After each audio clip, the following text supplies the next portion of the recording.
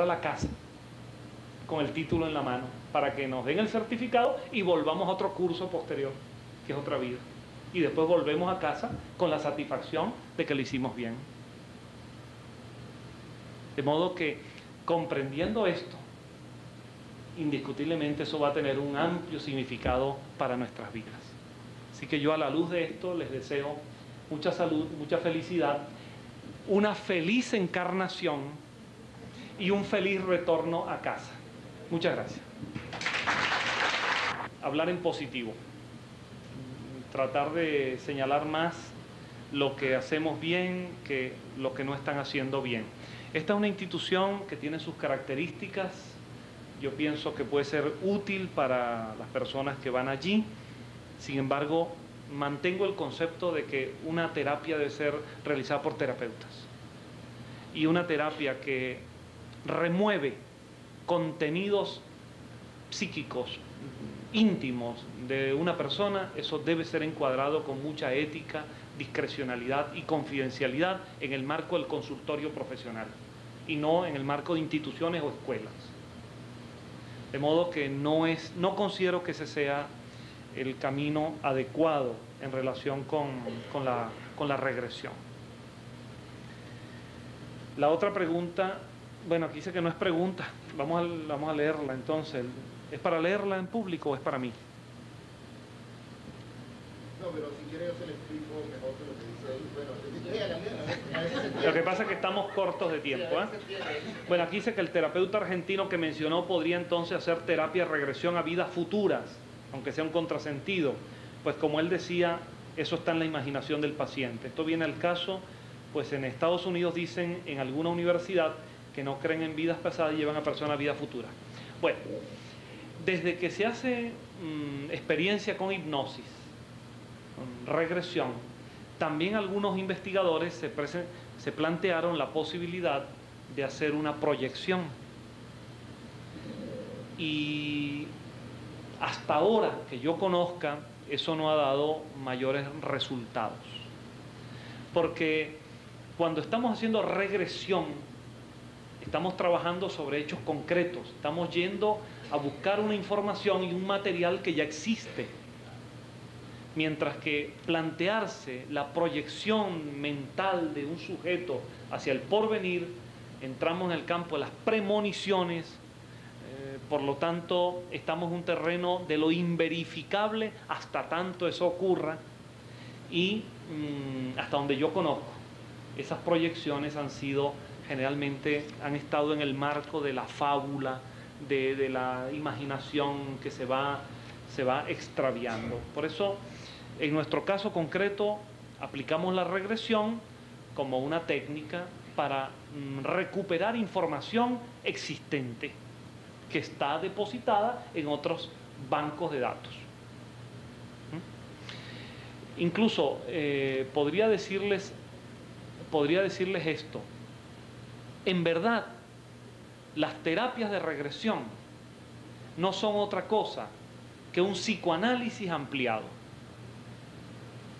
Porque así como un psicoanalista comienza a pedirle a su paciente que en forma libre y espontánea asocie ideas y elabore lo que se le ocurra y hable de lo que le parezca para reconstruir su pasado, la terapia de regresión, sobre todo cuando es consciente, es un psicoanálisis que admite la posibilidad de que además de esa información que puede estar en la vida actual, pudiera existir desde antes del nacimiento.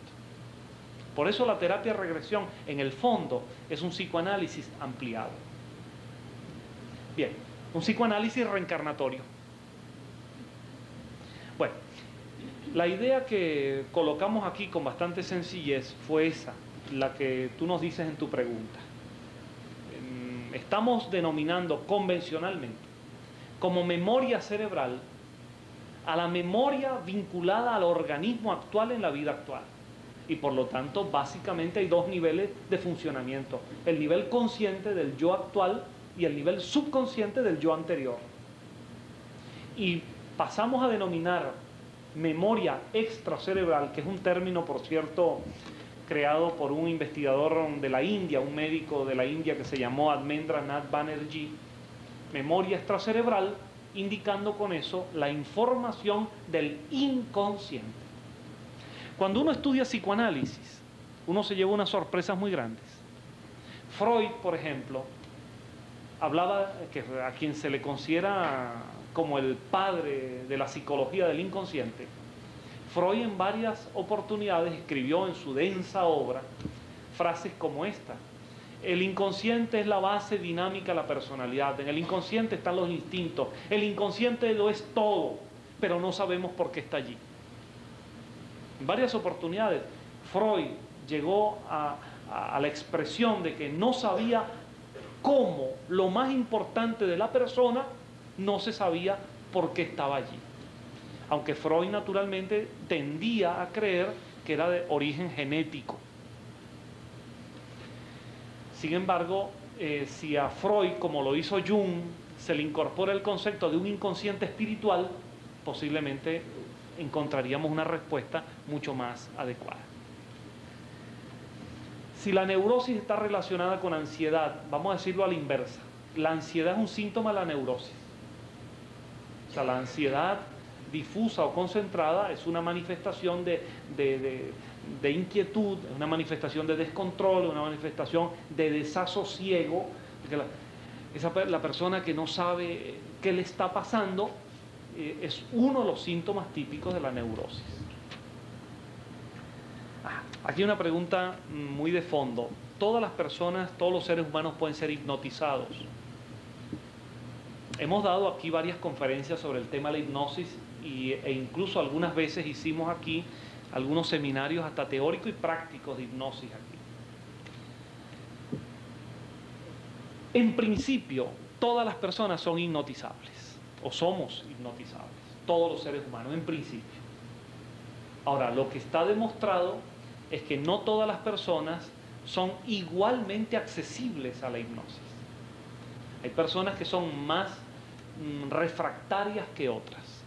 Hay personas en quienes un simple movimiento de los dedos, una simple mirada, un toque o una sugestión de la palabra, inmediatamente los induce a un trance profundo.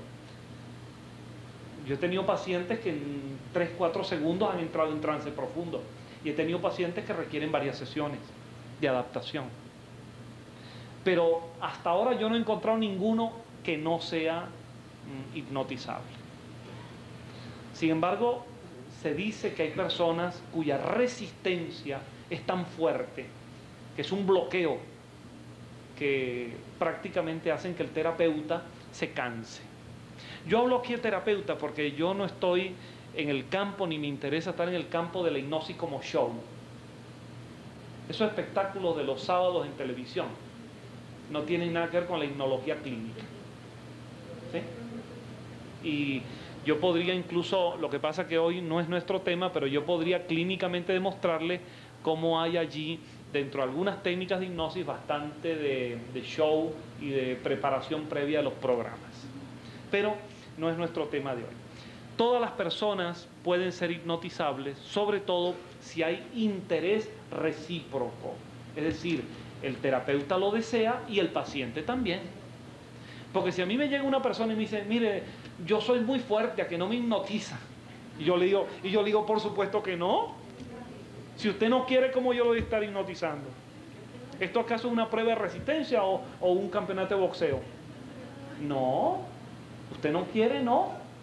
Al contrario, yo jamás aceptaría un paciente que no lo desee.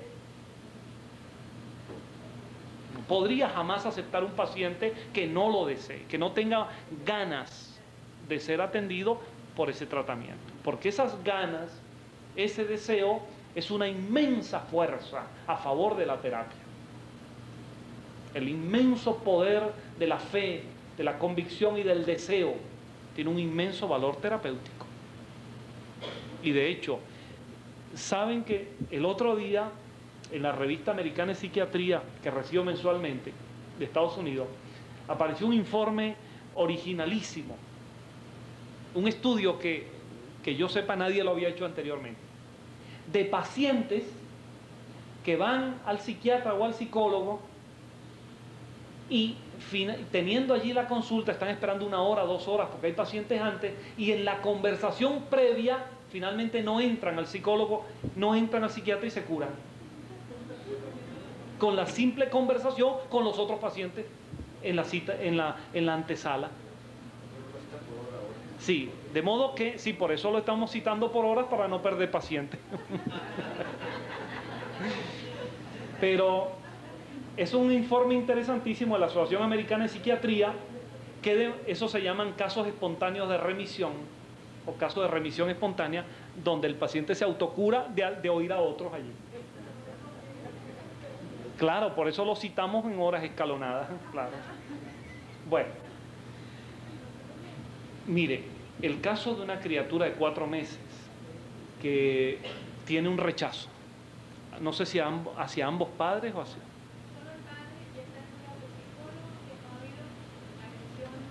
Sí, bueno, ese es un caso, son casos excepcionales y son casos sumamente interesantes, que por lo delicado de la edad de esa criatura y de la situación no es fácil. Yo no puedo aventurar una hipótesis sobre eso. Ahora, yo les puedo decir esto en forma general y usted podría de allí extraer algún tipo de conclusión. Uno de los casos que yo conozco, y yo di una conferencia aquí sobre el tema del autismo. Sí. Ok. Yo di aquí una vez una conferencia sobre el autismo para demostrar que si no en todos, en muchos casos de los niños autistas, lo que está operando allí es una profunda frustración de ese espíritu. El autista es un niño sano, orgánicamente sano, que muestra unas conductas de rechazo a la vida, de rechazo, de agresión, de inconformidad, de frustración, y se encapsulan, como que se envuelven dentro de una cápsula y se aíslan. Y comienzan a producir como únicas manifestaciones la ecolalia, el repetir palabras. Bueno, y hay casos de autismo que han sido atendidos desde una perspectiva reencarnatoria con mucho más éxito que los trabajos tradicionales que se recomiendan en el autismo, que tienen que ver con la paciencia, con la estimulación sensorial y casi con conformarse que eso vaya lentamente. Y recuerdo haber citado en esa conferencia un caso ocurrido en los Estados Unidos, sumamente conmovedor, de una niña autista que vivía con su madre, el padre no estaba allí, y la madre tomó una decisión heroica en su vida de dedicarse a su hija y renunció al trabajo, ella tenía una subvención por allí, y a dedicarle las 24 horas a estimularla sensorialmente, a soportar el rechazo, a soportar el fracaso, que no avanzaba, porque ella sentía que aquello era un alma atrapada en ese cuerpo, que estaba con miedo, frustrada, con rechazo, que había sido agredida alguna vez. Y al cabo de 2 años o 3 años de una terapia simplemente de amor, logró, como quien toma la punta de un ovillo, extraer a ese ser que estaba interiorizado allí y sacarlo a la vida otra vez. Y recuperó a su hija para la normalidad. De modo que lo primero que me gustaría decir es que si eso está ocurriendo, algún motivo hay. Hay un axioma que manejamos nosotros en psicología que es muy importante.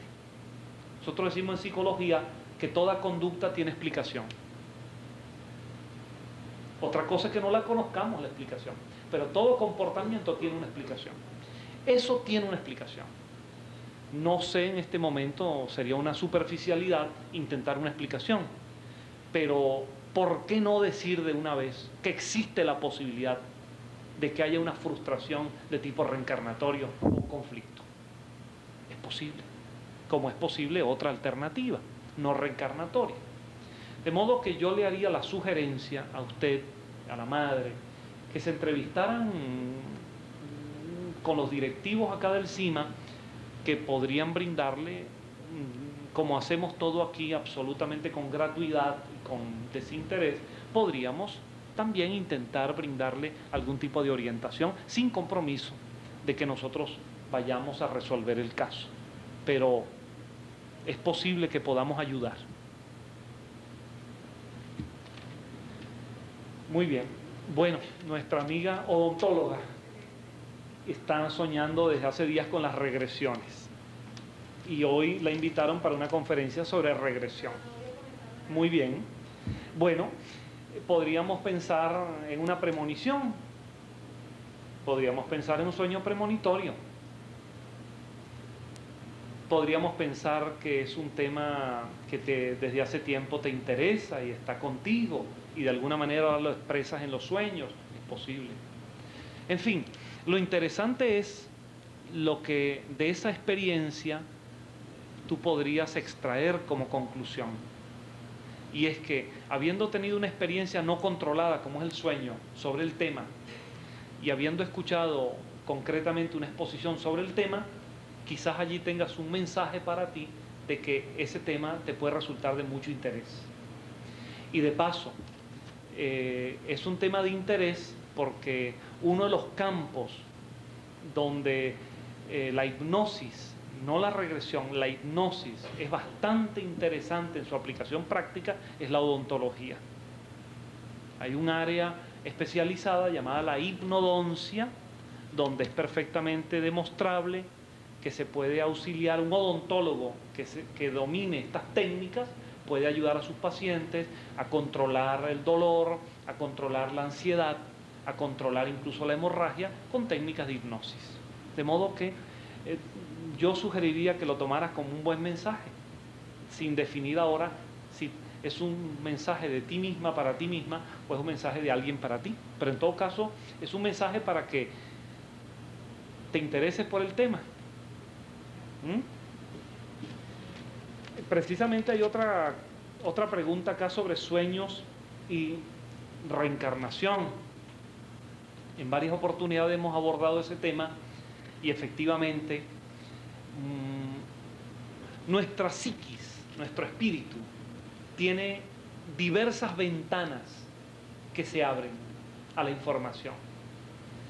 Y los sueños son en muchas ocasiones ventanas que se abren a la información de nosotros mismos, de nuestro pasado o incluso a veces de carácter premonitorio. Es muy posible, es apenas un intento de buscar una explicación, es posible que si una persona está soñando consigo misma, pero en otro escenario, en otras épocas, de alguna manera esté colocándose en contacto con su memoria espiritual, con su memoria inconsciente. Perfectamente posible. De modo que esa es una experiencia interesante que lo que hay que hacerle es el seguimiento. En conferencias que hemos dado sobre el tema de los sueños, le hemos dado una pauta para que las personas se guíen por lo siguiente. Hay sueños que son muy relevantes, muy significativos, y hay sueños que son de menor significación. Los sueños más significativos son los llamados sueños recurrentes, cuando en muchas ocasiones estamos soñando con la misma escena, el mismo mensaje, la misma situación. Allí evidentemente hay algo que explorar y que analizar. De modo que si nuestro amigo en ese sueño se está encontrando en escenarios anteriores de otra manera, en otras épocas, es posible que eso sea en una puerta que el inconsciente abre momentáneamente a información de ese tipo. Porque los sueños son estados que modifican la conciencia. El problema de los sueños es que se expresan muchas veces simbólicamente y no es fácil siempre deslindar o separar lo que es un símbolo de lo que es el contenido real. Lo que Freud decía, el contenido manifiesto de lo que es el contenido latente. Bueno, con respecto a la autorregresión, ir uno hacia otras vidas. Es posible hacer ejercicios de autorregresión. Nosotros hemos hecho algunos aquí con fines de un taller de investigación Y es posible, siempre y cuando eso no tenga una pretensión clínica. Puede tener el interés de un autoconocimiento. Perfectamente se puede hacer un ejercicio hasta colectivo de autorregresión y cada uno puede allí visualizar información de sí mismo. Ahora, para saber qué parte hay allí de fantasía y qué parte hay de objetividad, aquello habría que estudiarlo de una manera mucho más amplia, más completa. Pero un ejercicio de autorregresión bien dirigido puede ayudarnos a autoconocernos.